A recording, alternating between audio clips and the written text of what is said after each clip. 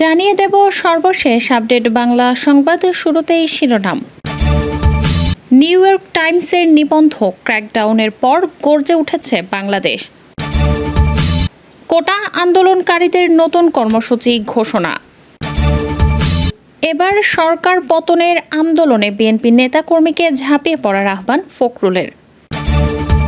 এবং সবশেষে দেখবেন দেশের বর্তমান পরিস্থিতি নিয়ে অন্তর্বর্তীকালীন সরকারের রূপরেখা, সরকার গঠনের ৬ মাসের মধ্যে একটি সংবিধান সভা গঠনের জন্য নির্বাচনের ব্যবস্থা।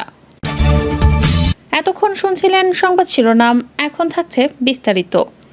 দেশের বর্তমান পরিস্থিতি নিয়ে অন্তর্বর্তীকালীন সরকারের রূপরেখা দিয়েছেন বিশ্ববিদ্যালয় শিক্ষক নেটওয়ার্ক।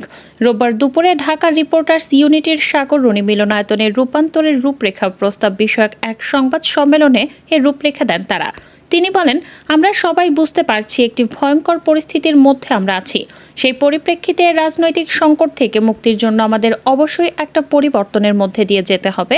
এই পরিবর্তনটা এই সরকারের পদত্যাগের মাধ্যমে সূচিত হবে।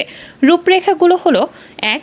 অবিলম্বে শিক্ষার্থী জনতার অভ্যুত্থানের মূল শক্তিগুলোর সম্মতিক্রমে নাগরিক ও রাজনৈতিক শক্তিসমূহের মতামতের ভিত্তিতে শিক্ষক, বিচারপতি, আইনজীবী ও নাগরিক সমাজের অংশীজনদের নিয়ে একটি জাতি, ধর্ম, বর্ণ নির্বিশেষে অন্তর্ভুক্তিমূলক অন্তর্বর্তীকালীন সরকার গঠন করা হবে।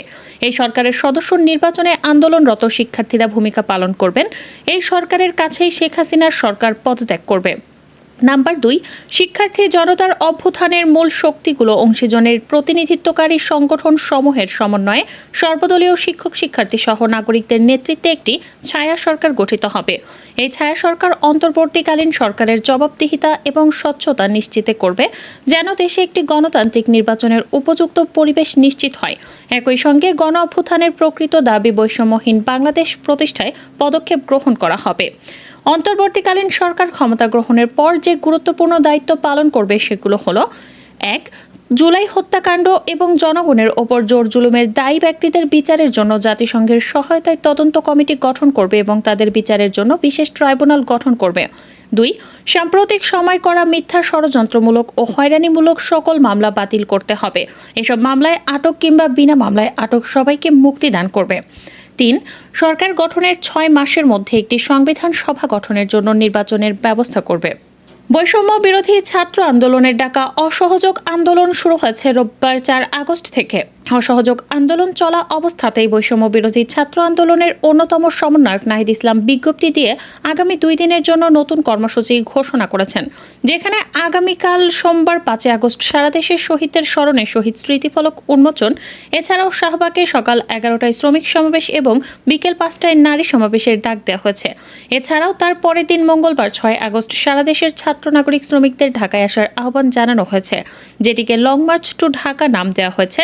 বৈষম্য বিরোধী ছাত্র আন্দোলনের সমন্বয়কদের অন্যতম নাহিদ ইসলাম গণমাধ্যমকে দেয়া বিবৃতিতে সকল এলাকায়, পাড়ায়, গ্রামে, উপজেলা, জেলায় ছাত্রদের নেতৃত্বে সংগ্রাম কমিটি গঠন করতে আহ্বান জানান।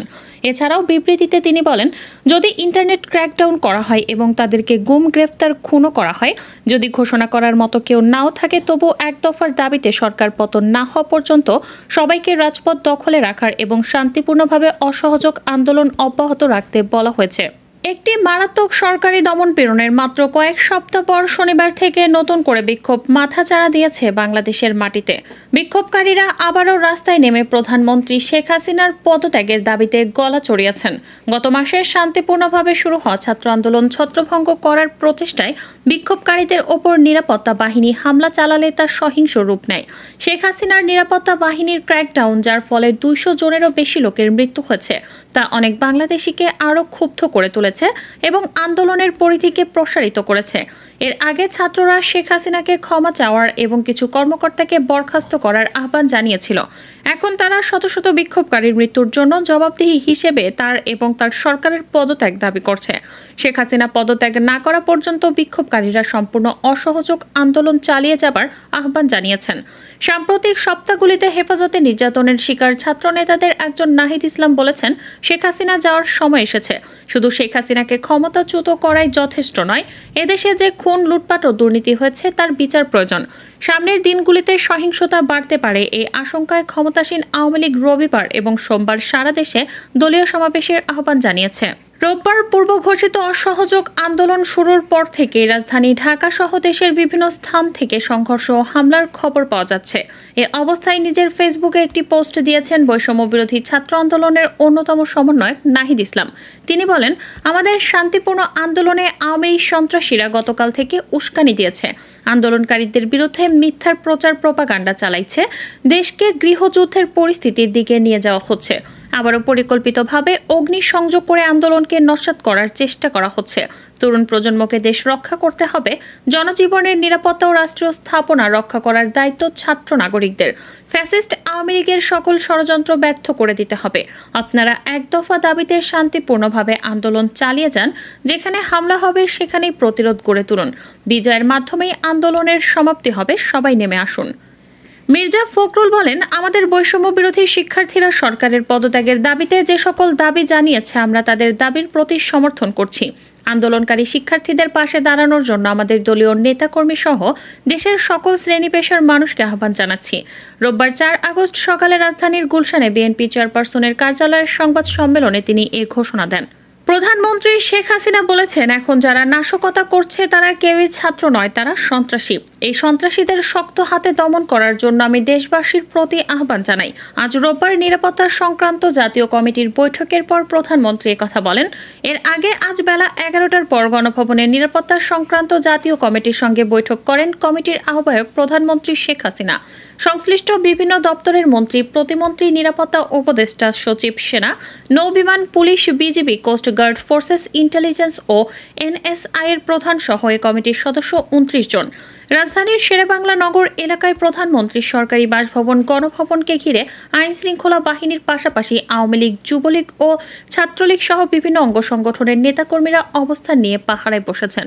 আওয়ামী লীগের নেতাকর্মীরা বলছেন, কোনোভাবেই যেন আন্দোলনকারীরা গণভবনের আশেপাশে না আসতে পারে কিংবা গণভবনে কোনো আক্রমণ না করতে পারে, এজন্য তারা অবস্থান নিয়েছেন।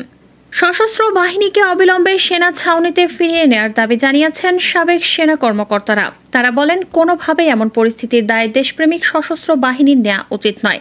বাংলাদেশের সশস্ত্র বাহিনী অতীতে কখনো দেশবাসী বা সাধারণ জনগণের মুখোমুখি দাঁড়ায়নি, তাদের বুকে বন্দুক তাক করেনি।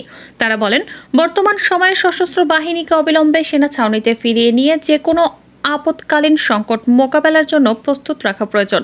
অনুরোধ করে বলছি, এর সংকট আলাপ আলোচনার মাধ্যমে সমাধানের উদ্যোগ গ্রহণ করুন। দেশপ্রেমিক সশস্ত্র বাহিনীকে ছাত্র জনতার মুখোমুখি দাঁড় করাবেন না। আজ দুপুরে retired arm forces officers welfare association এর হলরুমে আয়োজিত প্রেস কনফারেন্সে এসব কথা বলা হয়।